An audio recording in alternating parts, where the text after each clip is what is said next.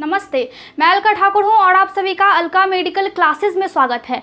आज के लेक्चर में हम डिस्कस करेंगे चावल या फिर रोटी किससे ज़्यादा गैस बनती है, क्योंकि हम हमेशा कंफ्यूज रहते हैं कि गैस आखिर बनती किससे है।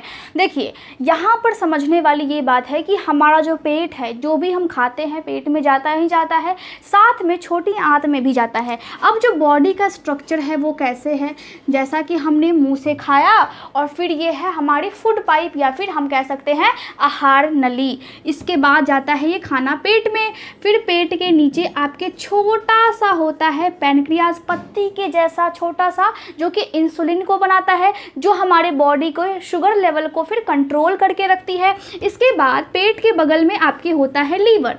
इसके बाद यहाँ पे होता है फिर बाहर से बड़ी आंत और अंदर से होती है छोटी आंत। इसका मतलब है जब भी हम पेट से खाते हैं तो पेट में कुछ पचता है, फिर जो कुछ नहीं पचता है फिर वो छोटी आंत में पहले आती है, फिर जो कुछ बच जाता है उसके बाद वो बचा हुआ चीज़ फिर बड़ी आंत में जाती है। बड़ी आंत में थोड़ा बहुत पचने के बाद जो भी अपशिष्ट बनता है, जो वेस्ट बनता है, वो फिर आपके मल द्वार से फिर बाहर आ जाता है। तो पूरी प्रोसेस लगभग यही है। इसमें पचाने में आपका लीवर भी सहायता करता है। लीवर के अंदर छोटा सा होता है गॉल ब्लैडर, ठीक है। स्टमक के बगल में होता है स्प्लीन, ठीक है। तो ये आगे की बात हो रही है, मतलब हमने खाना खाया और आगे से ऐसा है फेफड़ा के नीचे का ये जो आपका हार्ट है और जो फेफड़ा है उसके नीचे में आहार नली लंबी सी आई और फिर पेट शुरू हो जाता है। तो मतलब खाना को पचाने में ये सब काम करते हैं। दिक्कत यहाँ पे क्या होती है? दिक्कत ये होती है कि गैस बनने लगता है, जिससे हमें लगता है कि गंदी गंदी डकारें आ रही है या फिर हमारा पेट बहुत फूल गया है, हम अच्छा महसूस नहीं करते हैं, अनकंफर्टेबल हम महसूस करते हैं। तो आखिर ऐसा क्या होता है? क्या चावल खाने की वजह से ऐसा होता है? क्या रोटी खाने की वजह से ऐसा होता है? जब भी हम कुछ ऐसा खाते हैं जिसमें शुगर हो और स्टार्च हो। अब यहाँ पर बहुत सारे लोग ये कंफ्यूजन में रहते हैं कि आखिर शुगर क्या होती है, स्टार्च क्या होता है, ठीक है। यहाँ पे देखिए, शुगर का मतलब होता है सिंपल कंपाउंड, मतलब एक साधारण जो आपका बॉडी में कंपाउंड बनता है पचने के बाद, वो सिंपल शुगर होती है। लेकिन जो स्टार्च होता है ये क्या होती है? ये कॉम्प्लेक्स कंपाउंड होती है, मतलब जटिल। अगर हम इसको देखेंगे, अगर हम इसके केमिकल जो इसका स्ट्रक्चर है अगर हम उसको देखेंगे तो ये ज़्यादा कठिन होती है, ये सिंपल होती है। जैसे कोई व्यक्ति बहुत सिंपल होता है, लेकिन कोई व्यक्ति को समझना बहुत ज़्यादा मुश्किल का काम है।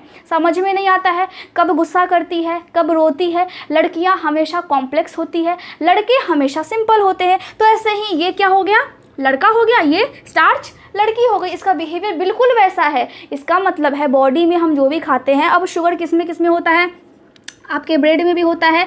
जो स्टार्च किस में होती है? आपके आलू में होती है, ब्रेड में होती है। साथ ही यहाँ पर अगर देखने वाली ये बात है कि अगर आपका शुगर है बॉडी में और स्टार्च है बॉडी में, आपने खाया आलू, उसके बाद क्या हुआ, ये जो है फिर छोटी आंत में नहीं पचती है, जा करके बड़ी आंत में पचती है। तो बड़ी आंत में कुछ पची और जब ये पचती है तो बड़ी आंत में थोड़ा थोड़ा गैस भी होता है। इसका मतलब है कि ऐसा नहीं है कि कोई व्यक्ति अगर बहुत ज़्यादा फिट है तो उसके बॉडी में गैस नहीं बनता है। हर किसी के बॉडी में लगभग 500 से 700 ml गैस नॉर्मली रहता है और हर कोई व्यक्ति गैस को पास करता है। अगर वो 14 से 20 बार गैस पास करता है एक दिन में, तो ये हम मानते हैं, साइंस ऐसा मानती है कि बिल्कुल ये नॉर्मल है, कोई दिक्कत वाली बात नहीं है। तो अगर कोई गैस पास भी करता है बहुत ज़्यादा, 14 से 20 बार के अंदर आता है, वो 20 टाइम्स के अंदर आता है, तो आप उसको ये ना बोले कि क्या तुम्हें कब्ज है, क्या तुम्हें प्रॉब्लम है।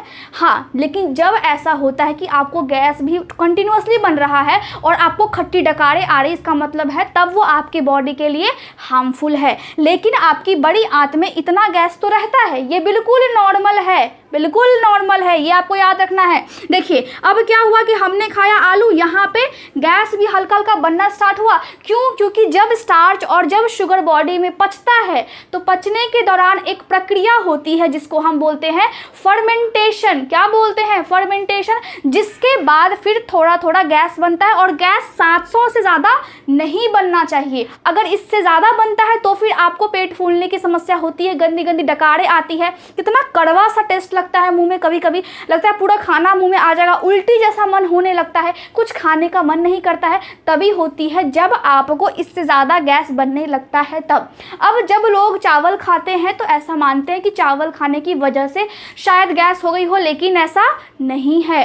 चावल खाने की वजह से गैस नहीं बनता है, चावल आसानी से आपके बॉडी में पच जाती है। लेकिन जब आप रोटी खाते हैं या फिर जब आप गेहूं से बना हुआ चीज़ खाते हैं या फिर जब आप मक्के से बनी हुई रोटी भी खाते हैं या फिर कोई भी चीज़, कोई भी फूड आइटम जब आप खाते हैं तो उसमें ताकत होती है गैस बनाने की। मतलब उस खाना से आपको गैस बन सकता है लेकिन चावल से आपको गैस नहीं बनेगा। ये आपको समझ में आ गया?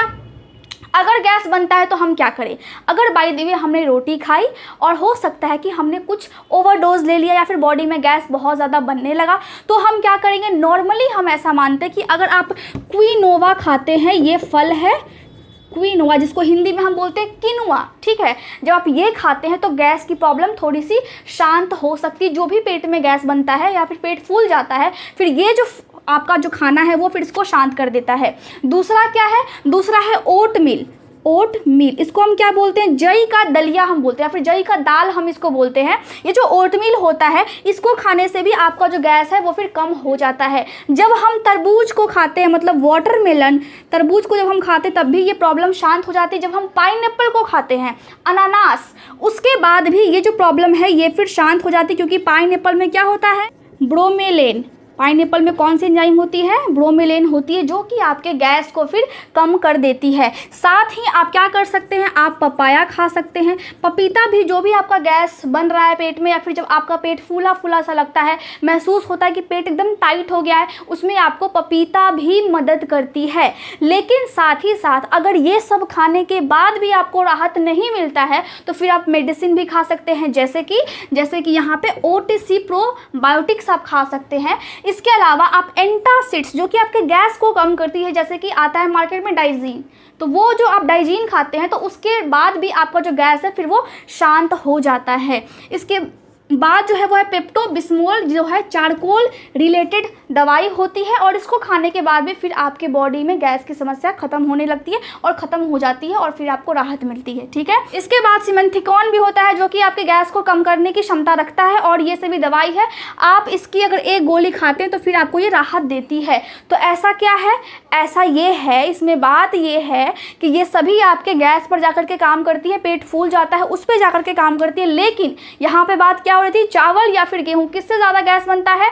ज़्यादा गैस गेहूं से बनता है, ठीक है। लेकिन ऐसा भी नहीं कि बहुत ज़्यादा बन जाएगा, ऐसा नहीं है। जब आप कोई दही खाते हैं जो कि लैक्टोज फ्री हो, उससे भी आपका गैस फिर कम हो सकता है। वो भी जो आपका पेट टाइट है, पेट फुला हुआ है, वो भी समस्या आपकी कम हो सकती है। तो आप खाने में ये सभी चीज़ें खा सकते हैं। इसके अलावा आप जब कोई भी एक्सरसाइज करते हैं, फिर कोई भी फिजिकल वर्क करते हैं, तो फिर गैस की प्रॉब्लम होती ही नहीं है। इसीलिए बोला जाता है कि बच्चों को आप शाम में खेलने के लिए भेजिए, ताकि वो शारीरिक और मानसिक दोनों रूप से स्वस्थ हो सके, ठीक है।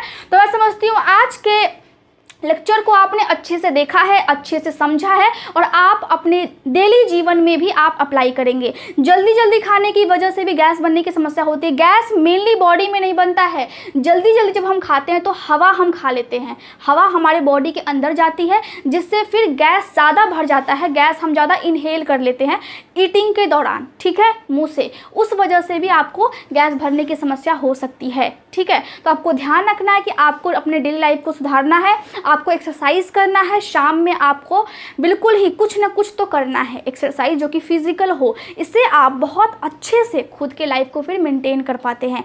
खाना खाते हैं, चबा चबा करके खाएं। मैं समझती हूँ आज का लेक्चर आपको समझ में आ गया होगा। Thank you so much for watching my video. Thank you so much.